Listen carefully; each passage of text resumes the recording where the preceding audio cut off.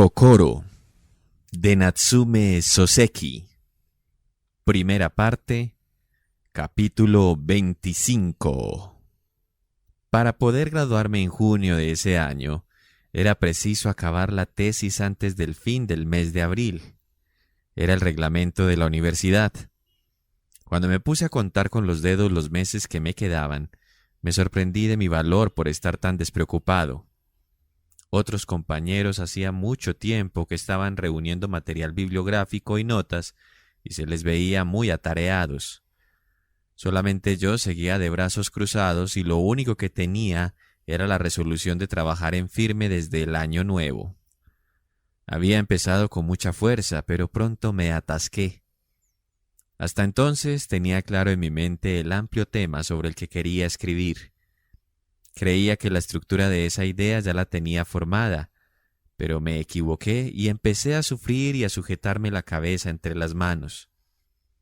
Después reduje el tema. Por último, y a fin de eliminar la complicación de ordenar todas las ideas, decidí utilizar todo el material que pudiera encontrar en los libros y añadir una conclusión adecuada. El tema elegido tenía mucho que ver con la especialidad de Sensei. Un día, cuando le pregunté su opinión sobre el tema elegido, me dijo que era bueno. Después de quedarme desconcertado, volví apresurado a su casa y le pregunté qué libros tenía que leer. Me facilitó amablemente todos los conocimientos que tenía sobre el tema y me prestó 2 o 3 libros necesarios, pero ni por un momento mostró interés en dirigirme la tesis. Últimamente no leo mucho, así que no sé nada de las últimas publicaciones. Sería mejor que preguntaras a tu profesor. Entonces recordé que su mujer me había dicho una vez que Sensei fue un lector voraz en una época y que después, sin saber cómo ni por qué, dejó de tener interés en los libros. Dejando a un lado el asunto de la tesis, le pregunté distraídamente: «Sensei, ¿por qué no puede tener tanto interés en los libros como antes?» «No hay una razón. No sé. Tal vez porque sé que por mucho que lea, no voy a ser nadie importante. Además, ¿hay algo más?» «Bueno, no es que haya algo más. Es que antes, cuando hablaba con la gente o cuando se me preguntaba algo, sentía vergüenza si no lo sabía. Pero últimamente ya no siento eso y no me esfuerzo en leer libros. En una palabra, me he hecho viejo». Su actitud era apacible al decir esto. No mostraba la amargura de quien ha dado la espalda a la sociedad. Tal vez por esto sus palabras no me hicieron reaccionar. Yo no creía que Sensei se hubiera hecho viejo. Tampoco pensaba que fuera una persona maravillosa. Con estas ideas volví a mi pensión. Desde entonces, la tesis me hizo sufrir. Mis ojos se volvieron sanguinolentos como los de un psicópata. A unos amigos que se habían graduado el año anterior, les pregunté sobre diversos aspectos de este asunto. Uno de ellos me dijo que el último día de la entrega de tesis tuvo que alquilar un carruaje para llegar a tiempo. Otro dijo que si no hubiera sido por la intercesión de su profesor, a punto habría estado su tesis de no ser aceptada por haber llegado 15 minutos después de la hora límite. Estas experiencias, al tiempo que me angustiaban, me dieron valor para enfrentarme a mi problema. Trabajaba todos los días sentado a la mesa hasta caer agotado. Si no me encontraba a la mesa, estaba entre las estanterías de la biblioteca. Febrilmente mis ojos buscaban las letras doradas en los lomos de los volúmenes, como si fuera un coleccionista de antigüedades. Al florecer los ciruelos, el viento frío fue cambiando de dirección y poco a poco empezó a soplar del sur. Pasada esa época, empezó a llegar a mis oídos el rumor, como si de una creciente nebulosa se tratara, de que se acercaba la floración de los cerezos.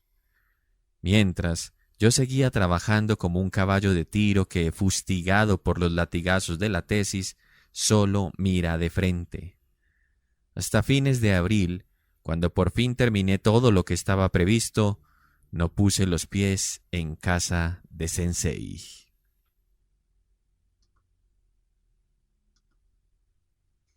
26. Cuando me libré de todo, ya habían caído los pétalos de Yaesakura, y sus ramas habían empezado a echar hojas verdes. Era el principio del verano.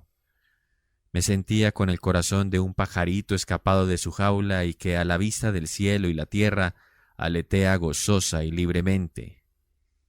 Fui a casa de Sensei enseguida.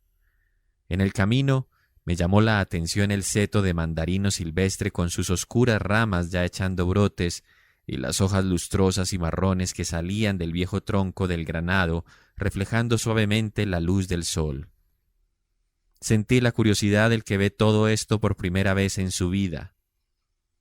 Sensei, al fijarse en mi expresión alegre, dijo: «Así que ya has terminado tu tesis.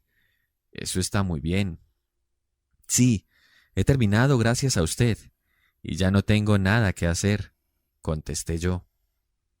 Efectivamente, en ese momento sentía que había acabado todo lo que tenía que hacer y que de ahora en adelante tenía todo el derecho del mundo a descansar y relajarme.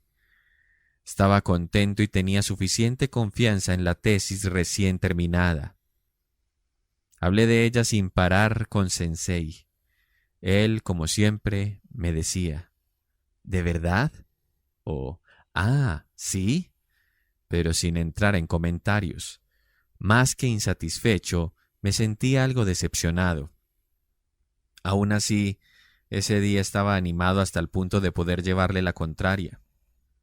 Quise sacarle a la gran naturaleza de color verde que estaba resucitando fuera.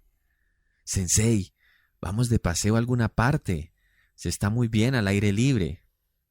«¿Pero a dónde?». A mí no me importaba dónde, solo quería sacar a Sensei fuera de la ciudad.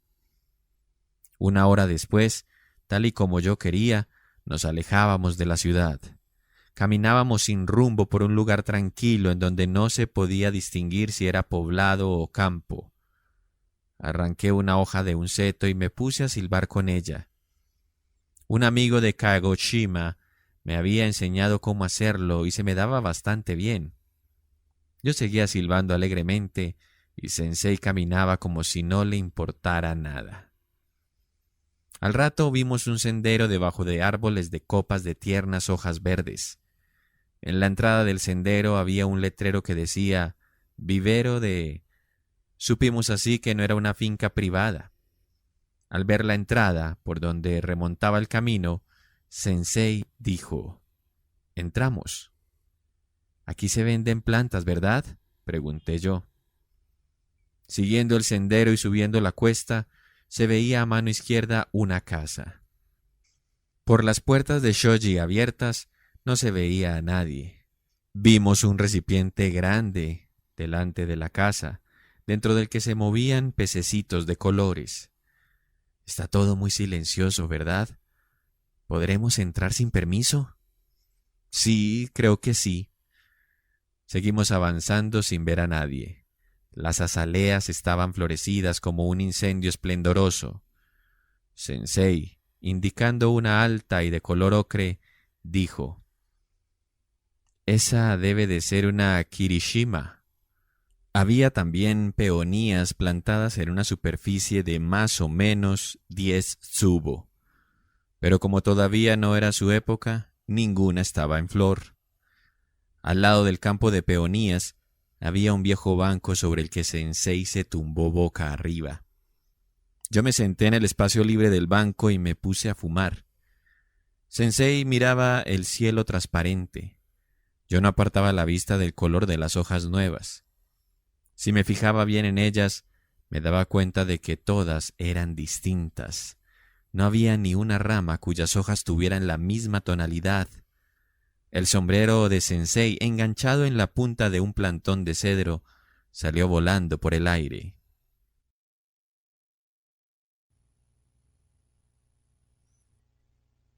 «27». Me apresuré a coger el sombrero. Quité con la uña la roja tierra que se le había pegado. Dije: «Sensei, se le ha caído el sombrero». «Gracias». Lo tomó mientras se incorporaba del banco y en esa postura, medio incorporado y medio tumbado, me hizo una extraña pregunta. «Por cierto, ¿tu familia tiene fortuna?» «¿Que si es rica, quiere decir?» «Bueno, no tanto como para decir que tiene fortuna. Pero, ¿cuánto tiene? Y perdona la indiscreción».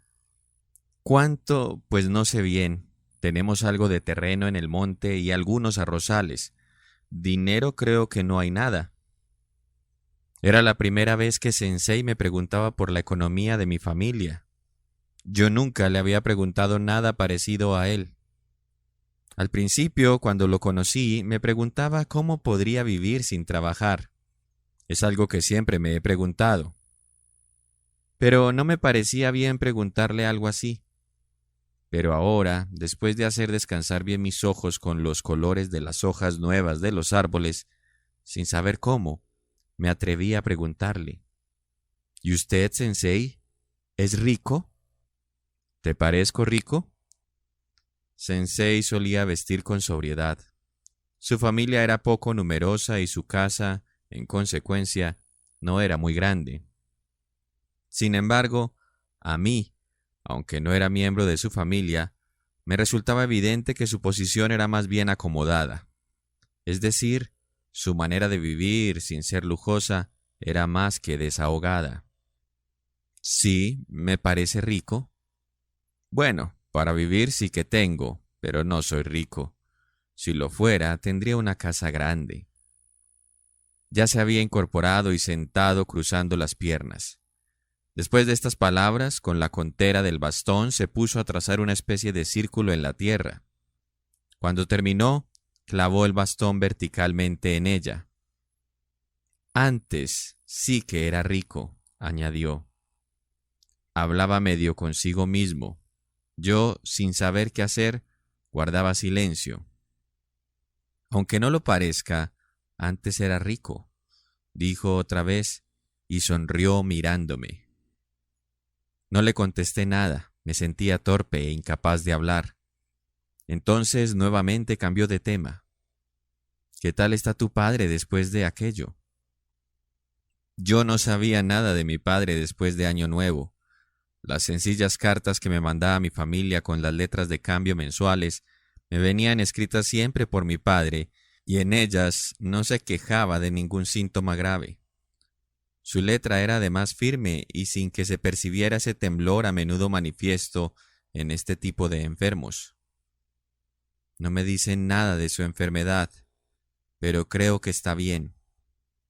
Bueno, me alegro de que sea así, pero esa enfermedad, no sé, ¿no habrá posibilidad de que se cure? Es que parece que todo está ahora estable. Como no me han dicho nada. ¿De veras? Yo escuchaba a Sensei que me preguntaba por las finanzas de mi familia y por la enfermedad de mi padre, pensando que se trataba de esos temas comunes que suelen venir a los labios en una conversación trivial. Pero en el fondo de sus palabras había una intención por relacionar ambos temas, una intención que a mí, por carecer de la experiencia por él vivida, me pasaba entonces desapercibida.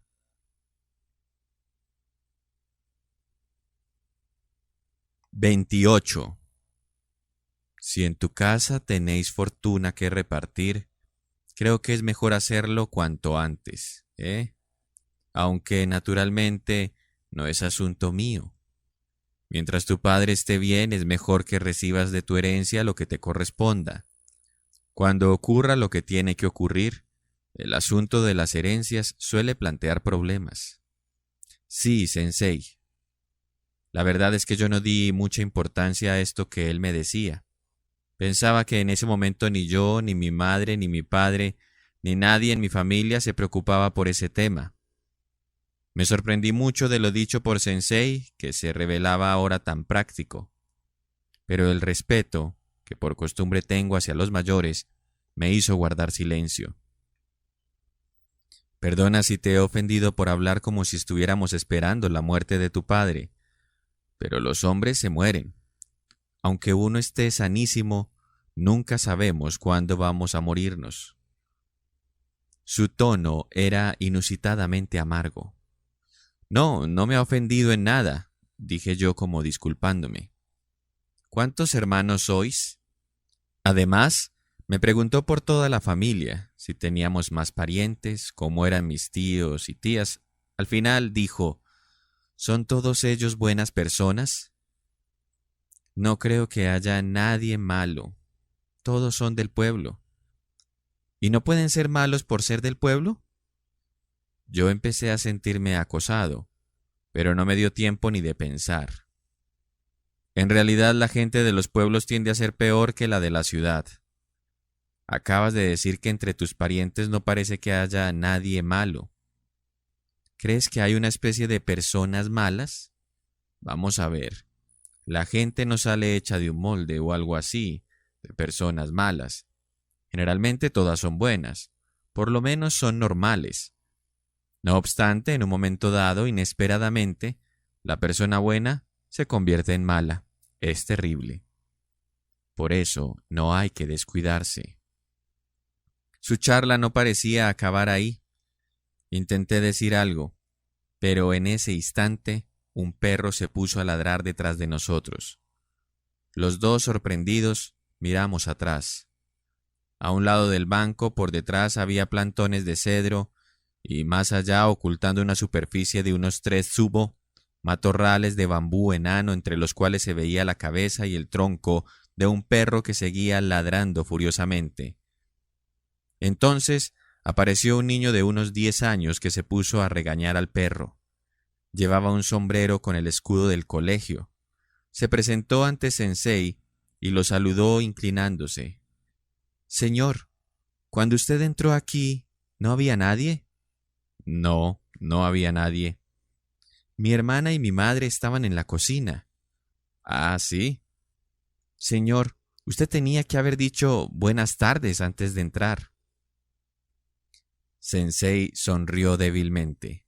Sacó del monedero que tenía en la pechera del kimono una moneda de 5 sen e hizo que el niño la tomara en la mano. «Y por favor dile a tu madre que sea tan amable de dejarnos descansar aquí un rato». El niño, con una sonrisa que parecía rebosar de sus ojos inteligentes, asintió con la cabeza. «Soy el jefe del cuerpo de expedición, ¿sabe usted?» Con estas palabras el niño bajó corriendo entre las azaleas. El perro, alzando la rosca de su rizado rabo, le siguió. Poco después otros 2 o 3 niños de la misma edad pasaron corriendo en la misma dirección hacia donde había ido el jefe. 29. No llegué a captar las palabras de esa conversación interrumpida por la presencia del perro y los niños. El tema de la herencia, tan preocupante al parecer para Sensei, era ajeno a mi interés. Por mi carácter y mi situación, no tenía la capacidad de inquietarme por asuntos económicos. Pensándolo ahora, creo que esa falta de interés se debía, primero, a mi inexperiencia y segundo, a que nunca se me habían planteado los temas económicos. De todos modos, era demasiado joven, y el asunto del dinero estaba muy alejado de mi interés. Pero en lo que me hubiera gustado profundizar aquel día con Sensei era sobre eso de que uno se convierte en malo cuando pasa por una situación crítica. Como simples palabras las entendía, pero yo deseaba saber más de lo que aparentaban. Después de irse el perro y los niños, aquel amplio jardín de hojas tiernas recuperó su silencio, y nosotros, como congelados en ese silencio, permanecimos callados un buen rato. Gradualmente, el hermoso color del cielo empezó a perder su luz. La mayoría de los árboles que nos rodeaban eran arces, y sus hojas, verdes, delicadas, recién salidas, y que poblaban las ramas, iban oscureciéndose gradualmente. Desde alguna calle lejana se oía el ruido sordo de un carruaje. Debía de ser un hombre del pueblo que transportaba árboles y plantas de jardín en su carro para venderlas en el mercado. Al oír el ruido del carro, Sensei se levantó súbitamente, como si hubiera recobrado el aliento después de una meditación. ¿Nos vamos ya? Los días parecen ahora mucho más largos, pero si uno se los pasa sin hacer nada, las horas se van rápido como si tal cosa. Había suciedad en su espalda al haberse acostado boca arriba sobre el banco. Se la sacudí con las dos manos. Gracias. No hay resina pegada, ¿verdad? No, se ha quitado todo. Acabo de estrenar este Haori. Si lo mancho tan tontamente, mi mujer me regañará. Gracias. Bajamos hasta la casa de antes, situada a medio camino de la cuesta. Al subir la primera vez, nos pareció que no había nadie, pero ahora había una mujer con una muchacha de 15 o 16 años que enrollaba hilo en una rueca. La saludamos al pasar junto a un gran acuario diciendo: «Perdonen la molestia». «No se preocupen, yo tampoco les he ofrecido nada», contestó la mujer, que además agradeció la moneda que Sensei había dado al niño. Cuando dejamos atrás la puerta de la propiedad y habíamos recorrido ya 200 o 300 metros, rompí finalmente el silencio. Lo que dijo usted antes, eso de que las personas en un momento dado se convierten en malas, ¿qué significado tiene? Bueno, no tiene ningún significado profundo. Es una verdad tal como es. No es ninguna teoría. Bien, será verdad, pero lo que quiero preguntar es eso del momento dado. Es decir, ¿qué momento es ese? Sensei se echó a reír. Era como si se hubiera pasado la única ocasión y ya no tuviera sentido explicármelo. Pero dijo: «El dinero. A la vista del dinero, cualquier sabio se convierte en malo». Su respuesta me pareció tan vulgar que me decepcioné, tanto más cuanto que no se animaba a seguir hablando. Me sentí chasqueado. Caminé con paso ligero y el rostro impasible. Sensei, al que había dejado atrás, me llamó. «Oye», y añadió: «¿Lo ves?» «¿Qué?» «Pues que tu humor cambia por una simple respuesta». Esto me lo dijo Sensei mirándome a la cara cuando yo me había detenido y ya me daba media vuelta para esperarlo.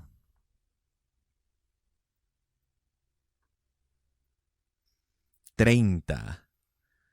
En ese momento sentí antipatía por Sensei. Empezamos otra vez a caminar juntos y, aunque había cosas que quería preguntarle, me mantuve callado. No sé si se dio cuenta o no, pero por su aspecto no parecía importarle nada mi actitud. Como siempre, caminaba a pasos tranquilos y silenciosos. Sentí rebeldía y quise vencerlo de alguna forma. «¿Sensei?» «Sí». «Usted se puso nervioso hoy, cuando estábamos descansando en el jardín de aquella casa del vivero. Casi nunca lo había visto excitarse, pero me parece que hoy lo he visto muy extraño». Sensei no contestó enseguida.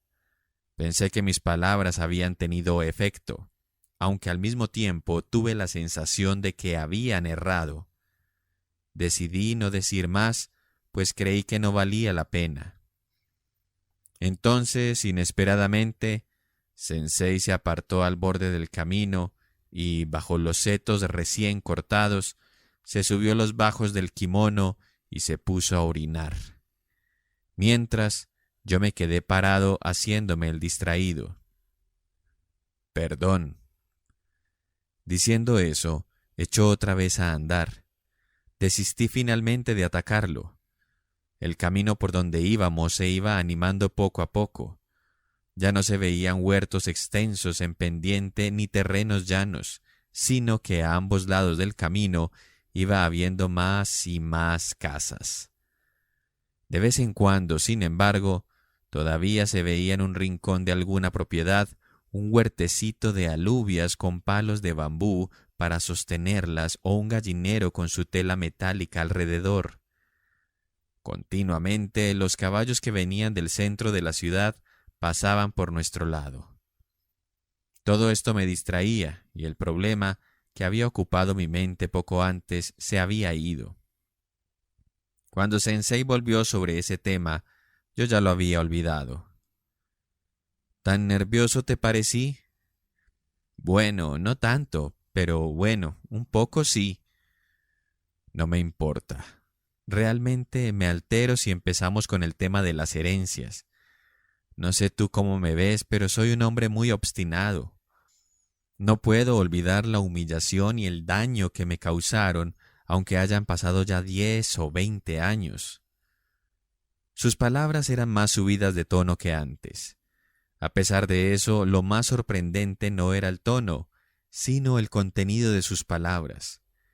Escuchar de su boca una confesión así era totalmente inesperado para mí. Conociendo su carácter, jamás lo hubiera imaginado con esa especie de obsesión.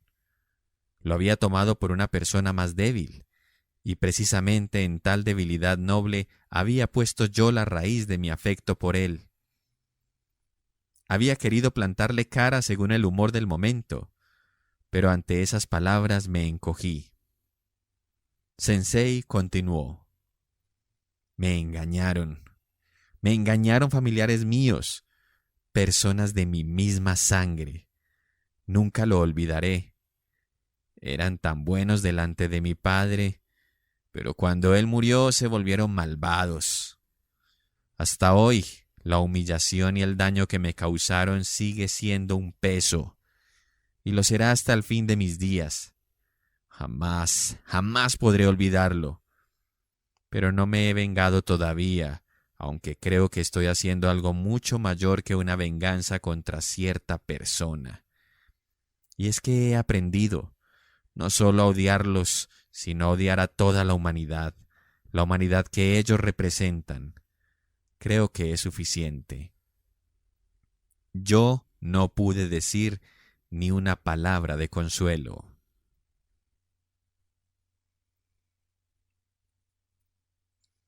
31.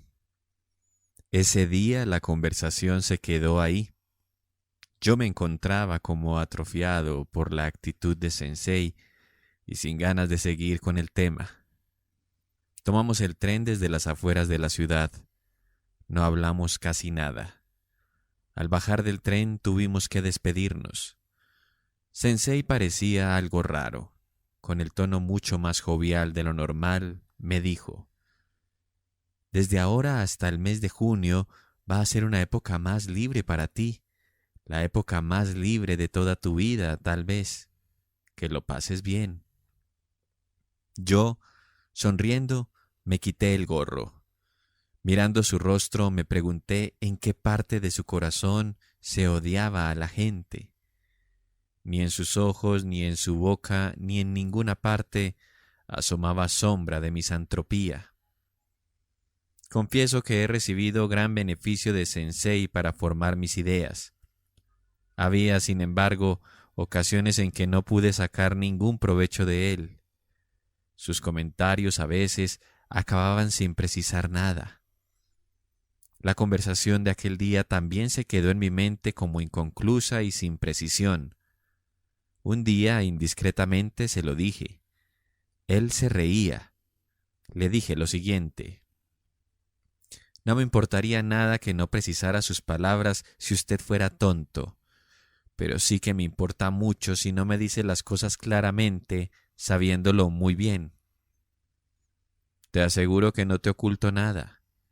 «Sí que me oculta algo. Me parece que estás mezclando mis ideas, mis opiniones y mi pasado. Soy un filósofo con pocos conocimientos, pero nunca ocultaría a los demás las ideas que tengo ordenadas en la cabeza. No tengo necesidad de hacerlo. Otro problema distinto sería si tuviera que contarte todo mi pasado». A mí no me parece que sea un problema distinto. Son ideas nacidas de su pasado y por eso son importantes. Si separamos los dos temas, perderían su valor. Es como si recibiera un muñeco sin alma, y claro que no puedo estar contento. Sensei se me quedó mirando atónito. Su mano, que sostenía un cigarrillo, temblaba ligeramente. «Eres atrevido», dijo. «No, simplemente estoy siendo serio. Y seriamente quisiera recibir una lección de la vida, aunque te tenga que revelar mi pasado». De repente, la palabra revelar golpeó mis oídos con un ruido horrible. Sentí que la persona sentada frente a mí no era el sensei tan apreciado por mí, sino un criminal. Su cara no tenía color. «¿De verdad que eres serio?», preguntó, e insistió diciendo: «Mi experiencia me ha acostumbrado a sospechar de la gente, y la verdad es que por eso estoy dudando también de ti, pero quiero creer en ti. Eres demasiado sencillo para hacerme sospechar. Deseo creer en una persona, solo en una persona, antes de morir. ¿Puedes ser tú esa persona? ¿Eres serio en el fondo de tu corazón? Si mi vida misma es seria, lo que he dicho también lo es». Mi voz temblaba. «Bien», dijo Sensei, «te lo contaré. Te contaré todo mi pasado. A cambio... Pero no importa. Debes saber de todos modos que mi pasado no va a ser nada beneficioso para ti, y que tal vez sería mejor no escucharme. Y ahora todavía no puedo contártelo. No lo olvides. Cuando llegue el momento apropiado, te lo contaré». Cuando volví a mi pensión, seguí aún sintiendo cierto peso en el corazón.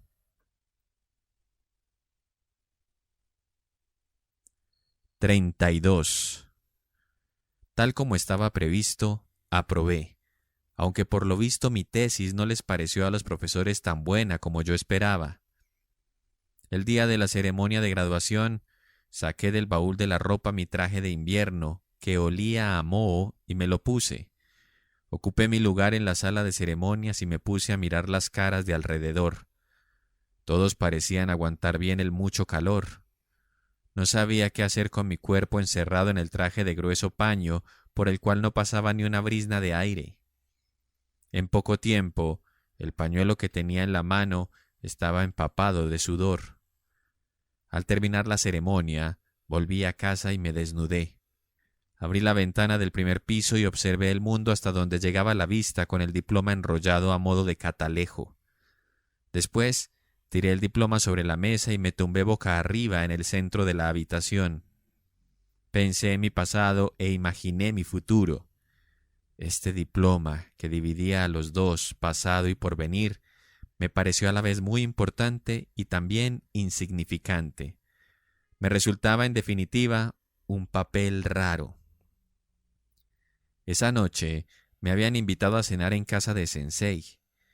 Efectivamente, en una ocasión les había prometido que la noche del día de mi graduación iría a cenar a su casa. La mesa para la cena estaba lista cerca del pasillo de acceso al jardín, en el salón, tal como me habían prometido. Un precioso mantel bien almidonado reflejaba la luz de la bombilla. Cuando comía en esta casa, siempre veía un blanco mantel de lino como los que hay en los restaurantes occidentales, y encima de él tazones de arroz y palillos. El mantel siempre estaba inmaculadamente blanco y recién lavado. Igual que el cuello o los puños de una camisa. Si vas a utilizar uno sucio, es mejor elegir uno de color desde el principio. Si es blanco, debe ser absolutamente blanco. Estas palabras de Sensei ponían de relieve a mis ojos su manía por la limpieza. Por ejemplo, su estudio estaba muy ordenado. Como yo no me preocupaba demasiado por la limpieza, este rasgo de Sensei me llamaba mucho la atención. Sensei tiene la manía de la limpieza, ¿verdad? Le pregunté yo en una ocasión a su mujer, y ella me dijo, pero de la ropa que lleva, por ejemplo, no se preocupa mucho. Sensei, que la escuchaba, dijo riéndose, la verdad es que soy un maniático de la limpieza espiritual, por eso sufro siempre. Qué absurdo carácter el mío. Maniático de la limpieza espiritual quiere decir nervioso o tener teorías raras sobre la limpieza. En fin, yo no lo comprendí muy bien y me pareció que su mujer tampoco lo entendía. Esa noche me senté cara a cara ante Sensei delante del blanco mantel. Su mujer se sentó a un lado, de cara al jardín, teniéndonos a derecha e izquierda. «¡Enhorabuena!», exclamó Sensei levantando la copita de sake. Yo no sentía demasiado júbilo. Creo que mi corazón no era de por sí muy inclinado a ese tipo de alegría desbordante. Aún así, el tono con que Sensei lo había dicho tampoco era el más estimulante para alegrarme. Había levantado la copa medio riéndose. No detecté soma en su risa, pero tampoco reconocí la sinceridad de una felicitación. Su risita expresaba algo así como el reconocimiento de que a la sociedad le gusta mucho decir enhorabuena en tales casos. La señora me dijo, «Muy bien, qué contentos deben estar tus padres». De repente pensé en mi padre enfermo. Pensé en que cuanto antes habría de llevar el diploma a mis padres. «¿Y el diploma de Sensei dónde está?», pregunté yo. «¿Dónde estará? ¿Estará guardado en algún sitio?», preguntó Sensei a su mujer. «Sí, tiene que estar guardado». Ninguno de los dos sabía bien dónde estaba guardado.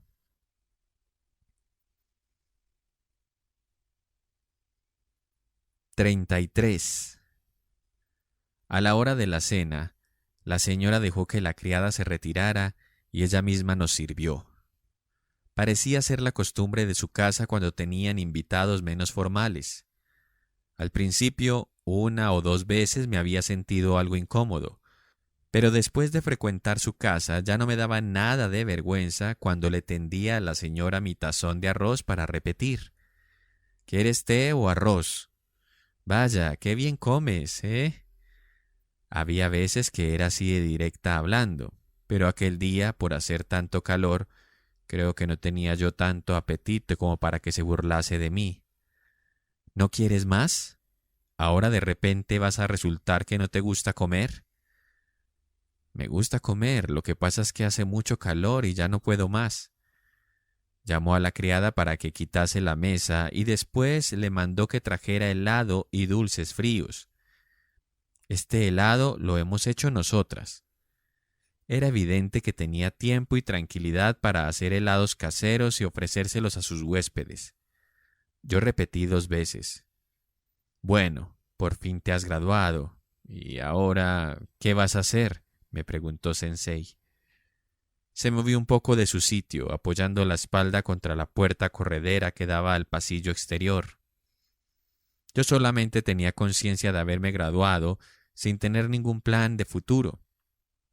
Al ver que vacilaba en responder, la señora me preguntó, «¿Profesor?». Y como no le respondí, añadió, «Entonces, ¿quieres ser funcionario?». Sensei y yo nos echamos a reír. La verdad es que todavía no he pensado nada. Nunca he pensado qué profesión elegir. En primer lugar, creo que si uno no prueba primero, no sabe bien cuál es mejor y cuál peor. Por eso es complicado decidirse. Es verdad, pero bueno, como tú cuentas con la fortuna de tu familia, puedes estar tranquilo. Hay otros que no tienen esa suerte y no pueden quedarse como tú de brazos cruzados.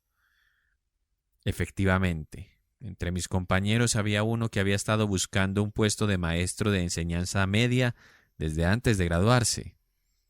Sus palabras me hicieron reconocer este caso.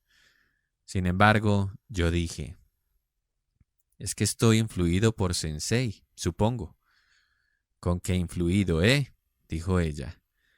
Sensei, con una sonrisa forzada, dijo entonces: «No me importa que estés influido por mí, pero como te dije el otro día, mientras viva tu padre tienes que pedirle tu parte de la herencia. No descuides esto en ningún momento». Recordé entonces aquel día de comienzos de mayo con las azaleas en flor, el día en que hablamos en aquel amplio jardín del vivero en las afueras de la ciudad. Quise repetir aquellas palabras tan bruscas que Sensei lanzó a mis oídos en el camino de vuelta. Palabras no solamente bruscas, sino tremendas. Palabras que, sin embargo, al ignorar yo la razón que tuvo para decírmelas, podrían quedar algo raras dichas ahora por mí. Pero las dije. «Señora, ¿ustedes son ricos?» «¿Por qué preguntas eso?» «Porque Sensei no me lo dice aunque se lo pregunte». Ella miró a su marido sonriéndose. «Eso es porque no tiene tanto como para decírtelo. Pero dígame si con lo que yo tengo podría vivir como vive Sensei. Será importante a la hora de negociar con mi padre». Sensei fumaba y echaba humo mientras miraba al jardín con la cara impasible. Por eso tenía que dirigirme a ella. «No tenemos tanto, solo para poder vivir con desahogo. Es todo. Pero eso no importa. Lo que importa eres tú. Tienes que hacer algo, de verdad, buscar una profesión o algo. No debes estar como Sensei y pasarte todo el tiempo holgazaneando». «Yo no me paso todo el tiempo holgazaneando». Sensei se había limitado a volver la cara y negar las palabras de su esposa.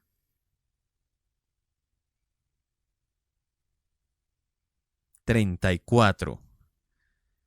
Esa noche me disponía a retirarme pasadas las 10. En 2 o 3 días debía regresar a mi pueblo, y por eso, antes de levantarme, dije unas palabras de despedida. «No podré verlos durante bastante tiempo». «Pero en septiembre vendrás otra vez, ¿no?», dijo ella. Al haberme ya graduado, no tenía ninguna necesidad de volver en septiembre, ni tampoco pensaba pasarme el mes de agosto, la época más calurosa y sofocante en Tokio. Nada me apremiaba a ponerme rápidamente a buscar trabajo. «Sí, será en septiembre», respondí yo. «Entonces, hasta la vista. Nosotros a lo mejor también saldremos a alguna parte este verano. Dicen que va a hacer mucho calor aquí. Si salimos, ya te mandaremos una postal. Y si se deciden a ir, ¿a dónde piensan viajar?». Sensei nos escuchaba con una risilla incrédula. Bueno, todavía no sabemos si saldremos o no». Cuando iba a levantarme, Sensei me agarró de la mano y me preguntó: «¿Y tu padre? ¿Qué tal sigue con su enfermedad?». Yo entonces no sabía nada sobre el estado de mi padre, y ante la falta de noticias de casa suponía que no debía estar mal. «No es una enfermedad que deba tomarse a la ligera. A las primeras crisis de uremia ya no se puede hacer nada». Yo no conocía ni entendía esa palabra, uremia. En las vacaciones del invierno anterior el médico no la había mencionado. «En serio, cuida bien de tu padre», dijo también la señora. «En esa enfermedad, si el tóxico se le sube al cerebro, es el fin. No es para reírse, de verdad».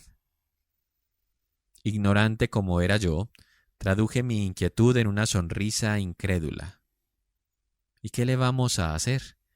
Si sabemos que no hay cura posible, por mucho que nos preocupemos, no habrá nada que hacer». «Bueno, si tanta resignación tienes ya, ¿qué más voy a decirte?». Ella parecía estar acordándose de su propia madre, que había fallecido hacía tiempo de la misma enfermedad.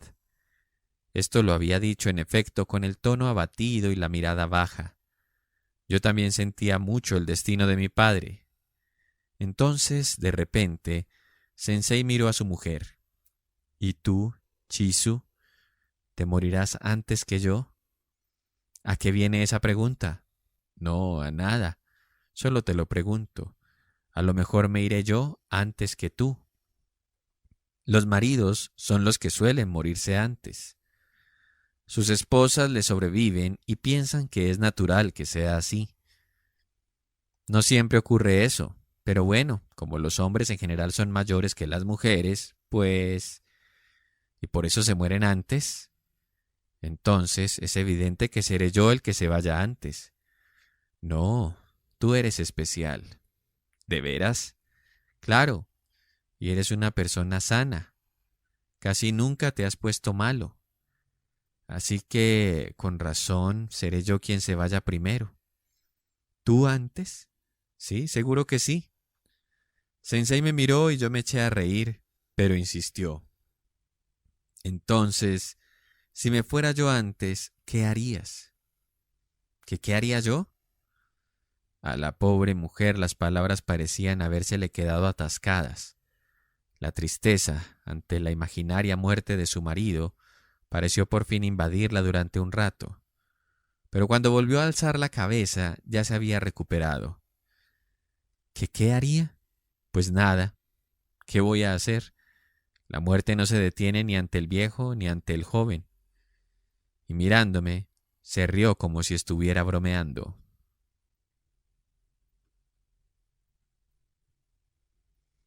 35. Estaba medio levantado para irme, pero decidí volver a sentarme y quedarme con los dos hasta que terminaran esta conversación. ¿Y a ti? ¿Qué te parece?, me preguntó Sensei. Que Sensei muriera antes o después de su mujer era una cuestión que yo no podía juzgar, así que me limité a sonreír y dije, no tengo ni idea sobre cuánto dura la vida. Son cosas del destino, no hay más remedio, dijo la señora, que aceptar los años que a uno le dan cuando nace. Por ejemplo, el padre y la madre de Sensei fallecieron casi al mismo tiempo. ¿Murieron el mismo día? No exactamente el mismo día, pero casi. Fallecieron casi a la vez. Esta información era nueva para mí. Me pareció extraño. ¿Cómo fue? ¿Cómo es que murieron casi a la vez? Me iba a contestar su esposa, pero Sensei la interrumpió. No hables de eso, no es nada interesante. Sensei se puso a abanicarse ruidosamente. Después volvió a mirar a su mujer. Chisu, cuando yo me muera, te daré esta casa. Ella se echó a reír. ¿Y de paso me darás también el terreno? El terreno es de otra persona, así que no puedo dártelo. Pero en cambio, te daré todo lo que tengo. Muchas gracias, pero ¿qué voy a hacer yo con, por ejemplo, los libros extranjeros? Puedes venderlos. Si los vendo, ¿cuánto ganaría? Sensei no dijo cuánto, pero el tema de su muerte parecía no alejarse de su cabeza. Además, daba por seguro que se habría de morir antes que su mujer. Al principio, ella le seguía la conversación sin tomarse nada en serio, pero en algún momento su corazón sentimental de mujer empezó a sentirse oprimido y dijo, si me muero, si me muero. ¿Cuántas veces lo has dicho? Déjalo ya, por favor. No digas más cosas de mal agüero. Si te mueres, haré todo lo que me digas, y con esto ya basta, ¿de acuerdo? Sensei se rió desviando su mirada hacia el jardín y no volvió a decir nada que la molestara. Yo me levanté enseguida, pues no deseaba quedarme hasta muy tarde. Sensei y su esposa me acompañaron hasta la puerta principal. Cuida a tu enfermo, dijo ella. Hasta septiembre, dijo Sensei. Me despedí y di 2 pasos fuera de la puerta de celosía. Una reseda frondosa entre la puerta y la verja extendía sus ramas en la oscuridad como si quisiera impedirme el paso. Di otros 2 o 3 pasos mirando sus ramas cubiertas de hojas de color oscuro e imaginé las flores y el perfume que tendría este árbol en el otoño. La casa de Sensei y esta rezada se hallaban desde hacía mucho tiempo inseparablemente unidas en mi mente. Justo cuando, delante de este árbol, pensaba en el próximo otoño y en cuándo volvería a entrar por esta puerta otra vez, se apagó de súbito la luz de la entrada que iluminaba la celosía. El matrimonio, sin esperar más, se había retirado a sus habitaciones. Yo me adentré solo en las tinieblas del exterior. No volví enseguida a mi pensión. Quería darme una vuelta para ver las cosas que tendría que comprar para llevar a mi pueblo. También tenía necesidad de favorecer un poco la digestión de la cena. Así que fui andando hacia las calles más animadas de la ciudad. La noche empezaba a caer. Entre los muchos hombres y mujeres que se movían sin motivo, me encontré a un compañero que también se había graduado ese mismo día. Me empujó a un bar. Allí tuve que oír su cháchara tan inconsistente como la espuma de la cerveza. Cuando llegué a la pensión, era medianoche pasada.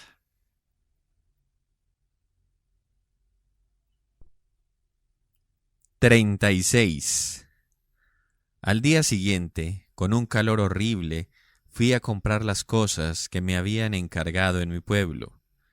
Al recibir los pedidos por carta no creí que iba a ser tan difícil, pero cuando empecé a comprar las cosas me pareció sumamente molesto. Mientras me limpiaba el sudor de la cara en el tren, pensaba en lo detestables que eran todos esos campesinos de mi pueblo, indiferentes a las molestias del prójimo y al hecho de robar a la gente tiempo y energía. Por otro lado, no tenía intención de pasarme el verano de brazos cruzados. Había elaborado un programa de trabajo que habría de realizar en el pueblo y para el cual necesitaba comprar también algunos libros. Estaba decidido a pasar la mitad de la jornada en el primer piso de Marusen. Allí me dediqué a inspeccionar un libro tras otro y a recorrer de un extremo a otro las estanterías repletas de obras de mi especialidad. Entre todas las compras que hice, la que más me molestó fue comprar un cuello falso de kimono femenino. El dependiente me sacó montones de cuellos, pero a la hora de comprar no sabía cuál era el mejor. Además, los precios eran muy variados. Si preguntaba el precio de uno pensando que sería barato, resultaba carísimo, y si no lo preguntaba pensando que sería caro, resultaba sumamente barato. Comparándolos todos, no sabía por qué debía haber tanta diferencia en los precios. En fin, me sentí agobiado y me encontré lamentando no haber pedido a la mujer de Sensei ayuda en este asunto. Compré una maleta. Desde luego que no era de muy buena calidad. Era de fabricación japonesa y como tenía unos cuantos adornos metálicos de color dorado, bastaría para impresionar a los campesinos del pueblo. La maleta era el encargo de mi madre. En su carta había escrito que cuando me graduase de la universidad debía comprar una maleta nueva y volver al pueblo con todos los regalos metidos en ella. Cuando leí esto, recuerdo que me dio por reír. No porque no comprendiera su intención, sino porque me parecía ridículo. Tal como les dije a Sensei y a su mujer al despedirme, 3 días después regresé al pueblo en tren. Desde el invierno anterior, Sensei había estado llamando mi atención sobre la enfermedad de mi padre, y yo sentía sobre mí la obligación moral de estar preocupado. Pero no lo estaba demasiado. Más bien, sentía mucha pena por mi madre al imaginarla después de la muerte de mi padre. Por eso, creo que por entonces yo ya estaba resignado a su muerte. En la carta enviada a mi hermano mayor, residente en Kyushu, le había dicho también que nuestro padre ya no tenía ninguna posibilidad de recuperar la salud de antes. Una vez, en otra carta, le había indicado que por muy ocupado que estuviera por su trabajo, sería conveniente que volviera al pueblo en verano. Le había intentado también tocar la fibra sentimental al recordarle que nuestros padres, ya viejos, estaban muy solos en el pueblo y que nosotros como hijos suyos debíamos compadecernos. La verdad es que le había dicho lo que me venía a la cabeza, pero después de escribir todo esto, Me encontraba en una disposición de espíritu muy distinta a la que sentía mientras escribía esas cartas. En el tren pensaba en todas estas contradicciones. Dándoles muchas vueltas, me parecía que yo era una persona frívola y voluble. Era fastidioso. Después me acordé de Sensei y de su esposa. Recordé especialmente la conversación de hacía 2 o 3 días, cuando me habían invitado a cenar. ¿Quién se moriría antes? Repetí varias veces esta pregunta que había servido de tema entre Sensei y su esposa aquella noche. Pensé que una pregunta así nadie podría contestarla con seguridad. Pero si se supiera quién habría de morir antes, ¿qué haría Sensei? ¿Qué haría su mujer? Tal vez siguieran los dos con una vida tan normal como ahora, con la misma actitud. Y esta sería idéntica a la mía ahora, ante un padre acercándose a la muerte en el pueblo, es decir, una actitud resignada. Qué poca cosa es el ser humano. Observaba la vanidad y la fugacidad en las que los humanos nacemos y vivimos, pensamiento que me reafirmaba en esa idea de lo frágil que es el ser humano.